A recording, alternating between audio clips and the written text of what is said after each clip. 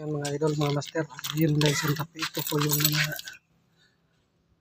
papalitan po natin. Ito yung bearing ng compressor.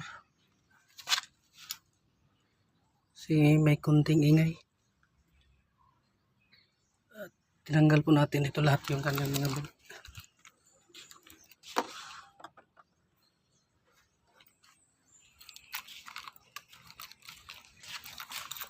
So, kasama na po yung bearing ng alternator. Ito po yung pulley ng compressor. Palitan po natin yung kanyang bearing. Saka yung mga support, tatlong support. Kasi biyak-biyak na po ang kanyang support. Yung brake pad, pinahabol lang po yung kanyang brake pad yung sa likuran. Saka kasama na yung kanyang wheel guard. Kabalot pa, hindi pa na tanggal. Saka yung kanyang washer, cover washer po ito ng headlight. Dito po ito nakalagay. Hindi lahat po ng mga sasakyan na meron ito kasi minsan lang meron ito sa mga sasakyan, yung mga high-end na mga sasakyan na merong washer sa headlight.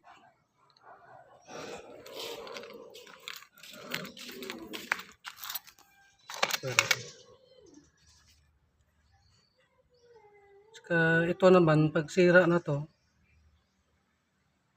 ano siya ito, one way lang po siya, yung kanyang ikot. Pag binaliktad natin, ito ayaw na umikot. Stuck up na po nito yung loob nito, yung bearing. Saka ito naman yung kanyang bago. Same brand lang po sila, Ina. Kasi yung original po nito ng alternator, na nakalagay na pulya, Ina po yung brand. Pero China po siya, made in China. Kaya siguro China yung supplier nila. Ito yung original. Saka ito naman po, Ina yung brand. Made in China pa rin. Ito naman para malaman natin na hindi nag-stack up yung loob yung kanyang bearing. Kapag i-reverse natin, iikot po ito. Yan. Iikot.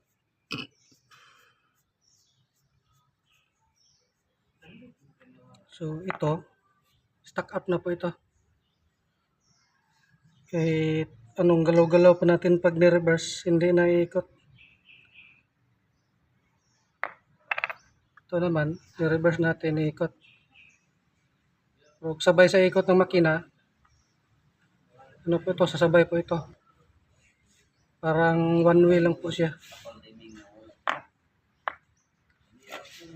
So ito ngayon, kakabit na po natin.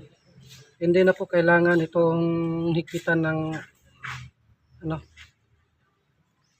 Kapag meron lang tayo nito, pwede natin ito nagagamitin. Saka yung pagtanggal nito, iba kasi yung tools na ginamit. Kailangan natin ito na meron tayong special tools. Ito. Bago pa natin itong na-order.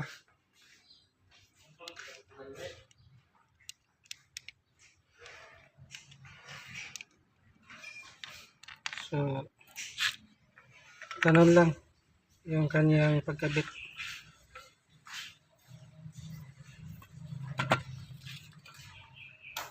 Ipakan lang po natin ito ng konti.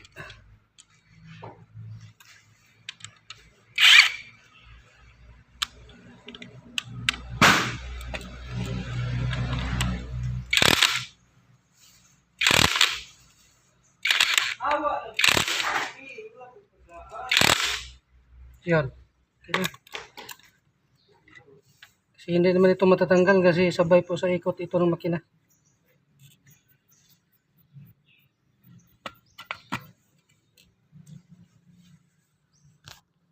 So yung iba dyan, ikakabit po natin yan.